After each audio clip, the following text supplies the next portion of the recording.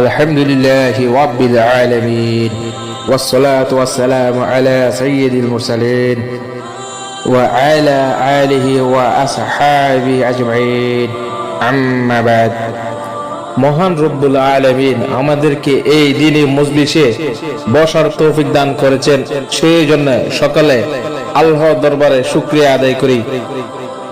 সবাই বলি আলহামদুলিল্লাহ।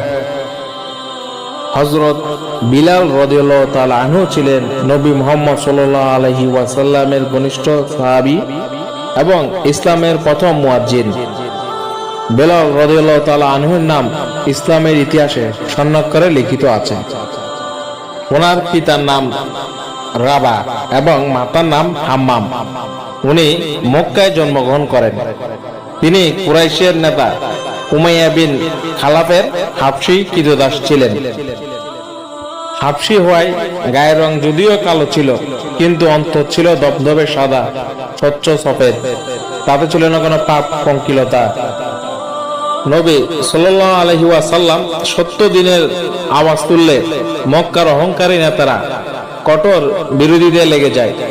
তখন অল্প যে কয়েকজন ঈমানের বরকত লাভে ধন্য হন, তাদের মধ্যে যে 7 জন ঈমানের ঘোষণা দেন, তাদের অন্যতম বিলাল রাদিয়াল্লাহু তাআলা আনহু।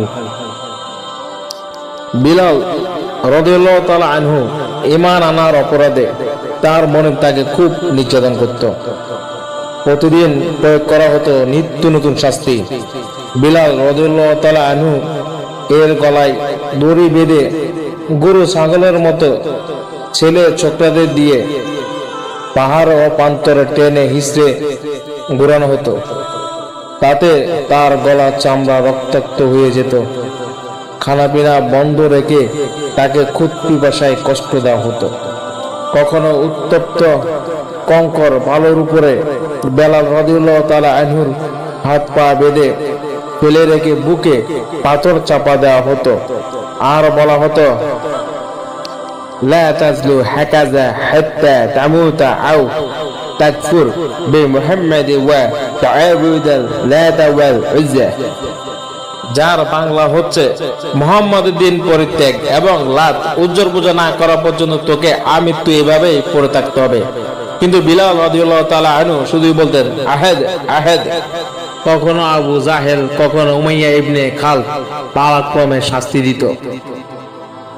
একদিন রাসূলুল্লাহ সাল্লাল্লাহু আলাইহি ওয়াসাল্লাম পাশ দিয়ে যাওয়ার সময় এই দৃশ্য দেখে বললেন, আহাদুন ইউনজিকা, আহাদ অর্থাৎ আল্লাহ তোমাকে মুক্তি দিবেন।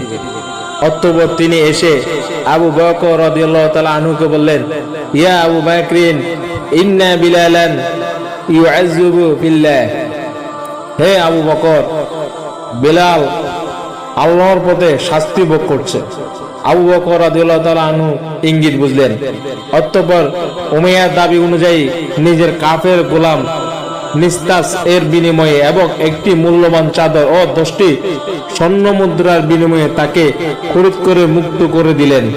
হযরত আব্দুল্লাহ ইবনে যায়েদ রাদিয়াল্লাহু তাআলা আনহু স্বপ্নে আজানের শব্দ শুনতে পান এবং শব্দগুলো হযরত মুহাম্মদ সাল্লাল্লাহু আলাইহি ওয়াসাল্লামকে জানান। তিনি সুমিষ্ট কণ্ঠস্বরের অধিকারী বিলাল রাদিয়াল্লাহু তাআলা আনহুকে মুয়াজ্জিন হিসেবে নিয়োগ দেন। মদিনার মসজিদে নববীতে হযরত বিলাল রাদিয়াল্লাহু তাআলা আনহু প্রথম আজান দেন, যা ছিল ইসলামে আজান ব্যবস্থার সূচনা। পরবর্তীতে মক্কা বিজয়ের পর কাবাগরের উপরে উঠে বিলাল রাদিয়াল্লাহু তাআলা আনহু আজান দেন, যা ছিল মক্কার প্রথম আজান এবং মুসলিমদের জন্য গুরুত্বপূর্ণ প্রতীকী বিজয়। মহানবী সাল্লাল্লাহু আলাইহি ওয়াসাল্লামের ইন্তেকালের আগ পর্যন্ত একটানা 11 বছর আজান দিয়েছেন বিলাল রাদিয়াল্লাহু তাআলা আনহু। তিনি নবীজিকে পানের চেয়েও বেশি ভালোবাসতেন। রাসূলুল্লাহ সাল্লাল্লাহু আলাইহি সাল্লামের ইন্তেকালের পর যতদিন বেঁচে ছিলেন, তার মুখে কোনো হাসি ছিল না। বন্ধ করে দিলেন আজান দেওয়া। সিরিয়া যুদ্ধের সময় সেখানে পাড়ি জমালেন। যে উমাইয়ার হাতে বিলাল রাদিয়াল্লাহু তাআলা আনহুকে দিনের পর দিন অত্যাচার সহ্য করতে হয়েছে, সেই উমাইয়ার মৃত্যু হলো বিলাল রাদিয়াল্লাহু তাআলা আনহুর হাতেই। লোকে তার সুমধুর কণ্ঠের আজান শুনতে চাইতো, কিন্তু তিনি রাজি হতেন না। তিনি বলতেন, আমি যখন আজান দিতে যাব তখন আশহাদু আল্লা ইলাহা ইল্লাল্লাহ বলার সময় পর্যন্ত ঠিক থাকতে পারলো, এরপর আমি নিজেকে নিয়ন্ত্রণ করতে পারবো না। আশহাদু আন্না মুহাম্মাদুর রাসূলুল্লাহ বলার সময় মসজিদের মিম্বারের দিকে তাকালে মহানবী সাল্লাল্লাহু আলাইহি সাল্লামকে দেখব না, তখন সহ্য করা আমার পক্ষে সম্ভব নয়। একদিন সাহাবীরা নবীজির দুই দৌহিত্র হযরত হাসান রাদিয়াল্লাহু তাআলা আনহু এবং হযরত হুসাইন রাদিয়াল্লাহু তাআলা আনহুকে বললেন বিলাল রাদিয়াল্লাহু তাআলা আনহুকে আজান দিতে অনুরোধ করার জন্য। তাদের অনুরোধ বিলাল রাদিয়াল্লাহু তাআলা আনহু ফেলতে পারলেন না। এই ছিল তার শেষ আজান। এই আজান তিনি আর শেষ করতে পারেননি, আজানের মাঝে অজ্ঞান হয়ে যান। এরপর মদিনা ছেড়ে চলে গেলেন সিরিয়ায়। দামেস্কের ফাওলান নামক স্থানে 641 খ্রিস্টাব্দে মৃত্যুবরণ করলেন ইসলামের প্রথম মুয়াজ্জিন হযরত বিলাল রাদিয়াল্লাহু তাআলা আনহু। আল্লাহ ও তার রাসূল সাল্লাল্লাহু আলাইহি ওয়াসাল্লামের প্রতি হযরত বিলাল রাদিয়াল্লাহু তাআলা আনহু যে ভালোবাসা দেখিয়েছেন তা প্রত্যেক মুসলমানের জন্য অনুকরণীয়। আমরা সকলে বিলাল রাদিয়াল্লাহু তাআলার আদর্শকে ধারণ করে দিন ইসলামের পথে কাজ করে যাব। আল্লাহ আমাদেরকে বুঝার এবং নেক আমল করার তৌফিক দান করুক। আমিন। ওয়া আখিরু দাওয়ানা আনিল হামদুলিল্লাহি রাব্বিল আলামিন।